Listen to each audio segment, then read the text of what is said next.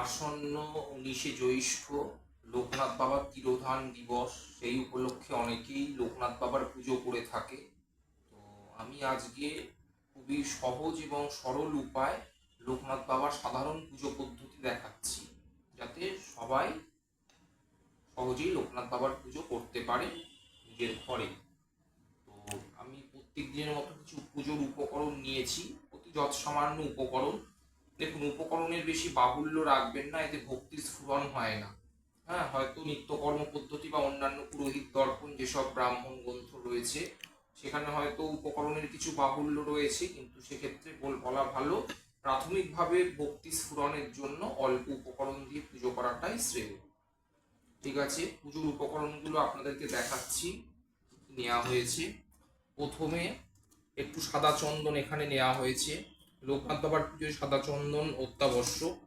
এবং এখানে কিছু সাদা ফুল এবং হলুদ ফুল এবং আরো কিছু ফুল, কুচো ফুল নেওয়া হয়েছে অল্প।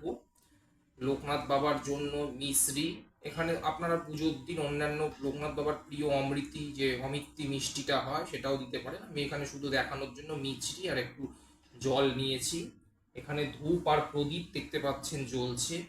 এছাড়া পুজো করবার জন্য এখানে নিয়েছি পঞ্চপাত্রস্থ জল, আর এখানে একটা পাত্র। এই পাত্রতে পুজোর জল ফেলা হবে।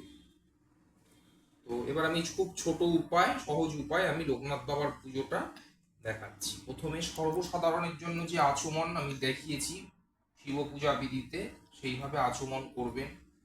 এই ডান হাত দিয়ে একটু কুশি করে জল বাঁ হাতে নেবেন, নিয়ে এই আঙুল, এই তিনটে আঙুল মানে আমাদের বৃদ্ধাঙ্গুষ্ঠ, মধ্যমা এবং অনামিকা, এই তিনটে আঙুল দিয়ে এই জল, নখ লাগাবেন না জলের মধ্যে, সাবধানে, যে হাতের নখগুলো যেন জলের মধ্যে না লাগে।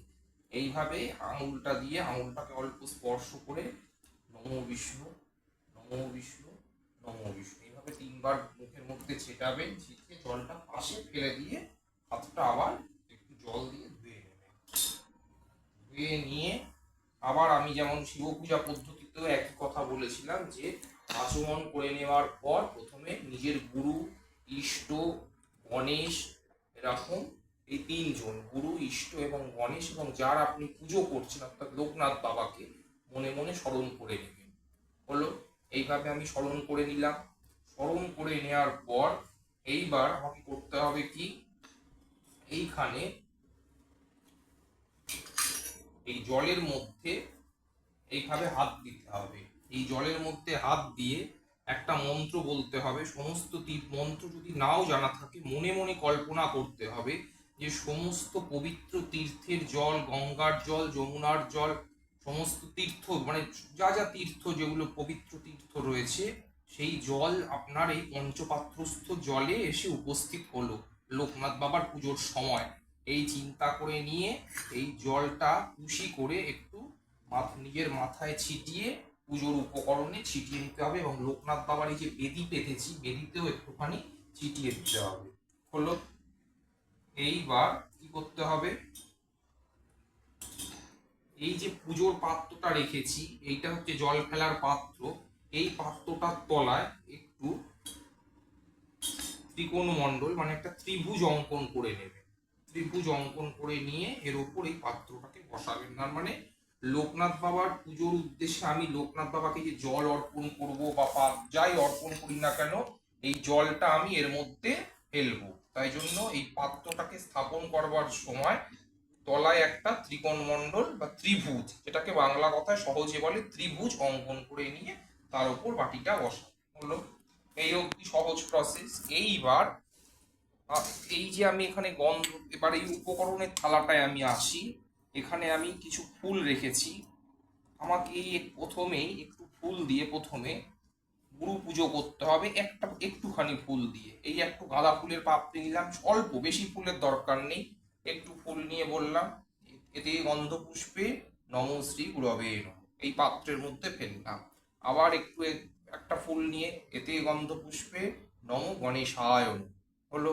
আবার একটু ফুল নিয়ে এতে গন্ধ পুষ্পে নম গণেশাদি পঞ্চদেবতাভ্যো নমঃ। আবার একটু ফুল নিয়ে এতে গন্ধ পুষ্পে পূজনীয় সর্বদেব দেবীভ্যো নমঃ। তার মানে এই চারটে পুজো আপনাকে যে কোনো পুজো করবার প্রথমে করতে হবে। শ্রী গুরু গণেশ, গণেশাদি পঞ্চদেবতা এবং সর্বদেব দেবী বলে 4বার ফুল আমি এই পাত্রে ফেললাম। হলো। এইবার লোকনাথ বাবাকে একটা ফুল দিয়ে, সাদা ফুল দিয়ে, বা এখানে একটা গাঁদা ফুলের টুকরো আছে, বা এই দোপাটি ফুলটা আমি নিলাম, সাদা ফুল নিয়ে এটাকে আসন রূপ চিন্তা করি, ফুলটাকে আসন, ফুলের একটা আসন, এই আসন রূপ চিন্তা করে লোকনাথ বাবাকে অর্পণ করতে হবে। তৎ আসনার্থ পুষ্পম, যদি মন্ত্র নাও বলতে পারেন, একদমই যদি মন্ত্র না বলতে পারেন, ফুলটাকে আসন কল্পনা করে নিয়ে লোকনাথ বাবাকে অর্পণ করতে হবে। অর্পণ করে দিলাম আসন কল্পনা করে। এইবার আমি মনে মনে মানুষে লোকনাথ বাবা ওই ফুলের আসনে সব মহিমায় উপস্থিত রয়েছেন বা সব মহিমায় উপবেশন করেছেন, এইরূপ চিন্তা করে নিয়ে লোকনাথ বাবাকে একবার মনে মনে প্রণাম করব। করলাম, হয়ে গেল। এইবার একটুখানি এই যে পঞ্চপাত্রস্থ গঙ্গা জলের মধ্যে যে কুশি রয়েছে, এই জল দিয়ে লোকনাথ বাবা যে ওই ফুলের আসনের ওপর বিরাজ করছেন, এই চিন্তা করে নিয়ে এই পাত্র, এই কুশির মধ্যে একটু জল নিয়ে লোকনাথ বাবার পা ধুয়ে দিচ্ছি, এই চিন্তা করে একটু জল এই পাত্রের মধ্যে ফেলবো 2বার। এই লোকনাথ বাবার 2 পা ধুয়ে দিলাম, এই চিন্তা করে পাত্রস্থ জল একটু এর মধ্যে দিয়ে দিলাম। ঠিক আছে, হয়ে গেল। এইবার আমি একটু গন্ধ, এখানে চন্দন, সাদা চন্দন বেটে রেখেছি, যদি সাদা চন্দন গরমে শুকিয়ে যায় একটু জল দিয়ে এটাকে গুলে নেবেন। একটু সাদা চন্দন দিয়ে লোকনাথ বাবার ললাটে, একটু অঙ্গে অঙ্গে চরণে একটু দিয়ে দেবেন চন্দন। হয়ে গেল, গন্ধ দিয়ে দিলাম। এইবার আমি সাদা পুষ্প একটু নিলাম, এই যে সাদা পুষ্প দেখতেই পাচ্ছেন, এখন গরমকাল টগর ফুল খুব হয়, সুতরাং ভয় পাওয়ার কোনো কারণ নেই। যদি কোনো ফুল জোগাড় করতে নাও পারেন, শুধু জল দিয়েই পুজো করবেন, মনে মনে শুধু চিন্তা করবেন আমি ফুল দিচ্ছি। কেউ যদি কোনো ফুল নাও পান, শুধু মনে মনে চিন্তা করবেন আমি ফুল দিচ্ছি, এই মনে করে একটু জল এর মধ্যে দিয়ে দেবেন। আমি একটা টগর ফুল এখানে জোগাড় করেছি, এই টগর ফুলটা ফুল পুষ্প হিসেবে আমি লোকনাথ বাবাকে দিলাম। এতৎ সগন্ধ পুষ্পম নমো ভগবতে লোকনাথায় নমঃ।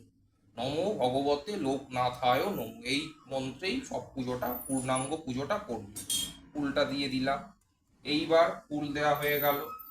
এইবার যদি বেলপাতা থাকে, লোকনাথ বাবা ত্রিকালদর্শী যোগী, যোগী পুরুষ, যদি বেলপাতা পান, বেলপাতাটাও একইভাবে চন্দন লিপ্ত করে লোকনাথ বাবাকে দিয়ে দেবে।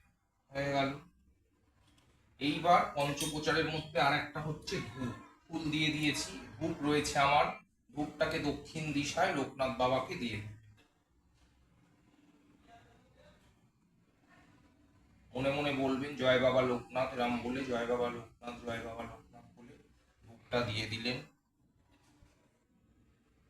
একটু দীপও আছে আমার কাছে, এই দীপটাকেও পারলে একটু লোকনাথ বাবাকে দক্ষিণ দিশায় ঘুরিয়ে দেবেন। জয় বাবা লোকনাথ, জয় বাবা লোকনাথ বলে, বা নমো ভগবতে শ্রী লোকনাথায় নমঃ, নমো ভগবতে শ্রী লোকনাথায় নমঃ, নমো ভগবতে শ্রী লোকনাথায় নমঃ, নমো ভগবতে শ্রী লোকনাথায় নমঃ, এই মন্ত্র বলে ঘুরিয়ে। অবশ্যই হাত ধোবেন, যে কোনো কিছু নিবেদন করা হয়ে গেলে এই কুশির জল দিয়ে কিন্তু হাতটা ধুতে হবে, পাশে জলটা ফেলতে হবে। হলো। এইবার যে কোনো পুজো হয়ে গেল। এবার আমাকে এই যে ধূপ দীপ দিয়ে দিলাম, তারপরে আমাকে 3বার পুষ্পাঞ্জলি দিতে হবে স্বগন্ধ। স্বগন্ধ মানে হচ্ছে চন্দন মিশ্রিত করে, তার মানে আমি এখানে একটু হলুদ ফুল নিয়েছি, একটা হলুদ ফুল আছে, এটাকে ছিঁড়ে নিতে পারি, এটাকে দিয়ে একটু গন্ধ শ্বেত চন্দন মিশ্রিত করে এসো পুষ্পাঞ্জলি, এসো পুষ্পাঞ্জলি, দেখুন এই যে অঞ্জলির করে আমি ফুল নিয়েছি, এসো পুষ্পাঞ্জলি নমো ভগবতে শ্রী লোকনাথায় নমঃ দিয়ে দিলাম। আবার একটুখানি হাতে একটু জল নিয়ে নেবেন, আবার একটু ফুল নিয়ে একটু সগন্ধ মানে চন্দন মিশ্রিত করে এসো পুষ্পাঞ্জলি নমো ভগবতে শ্রী লোকনাথায়, আবার একটু ফুল নেবেন 3বার, এসো পুষ্পাঞ্জলি নমো ভগবতে শ্রী লোকনাথায় নমঃ। এইভাবে নিজের মনের মতো করে মন প্রাণ দিয়ে পুষ্পাঞ্জলি দিয়ে দেবেন। কোনো মন্ত্র, ধ্যান মন্ত্র, প্রণাম মন্ত্র করার কোনো প্রয়োজন নেই।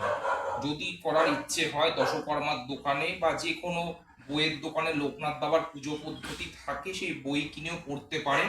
তবে আমি যে প্রসেসটা দেখালাম এটাও তো করতে পারেন। অতি সাধারণ এবং সর্বসাধারণের জন্য সহজবোধ্য প্রসেস। এবার 3বার আমি পুষ্পাঞ্জলি দিয়ে দিলাম। এইবার লোকনাথ বাবাকে নৈবেদ্যটা নিবেদন করব। তিরোভাব তিথিতে বিশেষ করে নৈবেদ্য নিবেদন করা যেতে পারে বা যৎসামান্য নৈবেদ্য নিবেদন করা যেতে পারে। করার আগে মনে রাখতে হবে, নৈবেদ্য যে নিবেদন করব, নৈবেদ্যের থালার নিচে একটা ত্রিভুজ অঙ্কন করতে হবে, জলের থালার নিচে একটা ত্রিভুজ অঙ্কন করতে হবে। হলো, ত্রিভুজ অঙ্কন করে দিলাম। এইবার আমি লোকনাথ বাবাকে জল আর মিষ্টিটাকে নিবেদন হলো। এইবার আমি একটা গন্ধ পুষ্প দিয়ে মিষ্টিটাকে লোকনাথ বাবাকে নিবেদন করবো। এতদ মিষ্টান্ন নৈবেদ্যম নমো ভগবতী লোকনাথায় নমঃ। আবার একটু গন্ধ পুষ্প নিয়ে এতদ পানীয় জলম বা পানার্থোদকম নমো ভগবতে শ্রী লোকনাথায় নমঃ। যদি মন্ত্র না জানেন বলতে হবে, এই মিষ্টি জল লোকনাথ বাবাকে সমর্পণ করলাম মনে মনে জানিয়ে একটু জল দিয়ে দিতে হবে। হয়ে গেল, পুজো কমপ্লিট। এইবার নৈবেদ্য নিবেদন করার পর ওই যে নমো ভগবতী শ্রী লোকনাথায় নমঃ বা জয় বাবা লোকনাথ, যে কোনো নমো ভগবতী শ্রী লোকনাথে নমঃ, লোকনাথায় নমঃ বা জয় বাবা লোকনাথ, এইটা আমি শিব পূজা পদ্ধতিতে জপের প্রসেস দেখিয়েছি। এই 1 2 3 4 5 6 7 8 9 10, এই 10 বার ওই নমো ভগবতে লোকনাথায় নমঃ বা জয় বাবা লোকনাথ জপ করে 10 বার 28 বার 108 বার জপ করবেন। জপ করে লোকনাথ বাবাকে ওই জপ সমর্পণ করে দেবেন। লোকনাথ, এই জপ কৃত জপ তুমি গ্রহণ করো, এই বলে জল একটু ওই পাত্রে ফেলে দেবে। ব্যাস হয়ে গেল। এইবার লাস্টে হচ্ছে আরতি। একটা ঘিয়ের প্রদীপের এরম সলতে নিয়ে একটু জ্বালিয়ে নেবেন।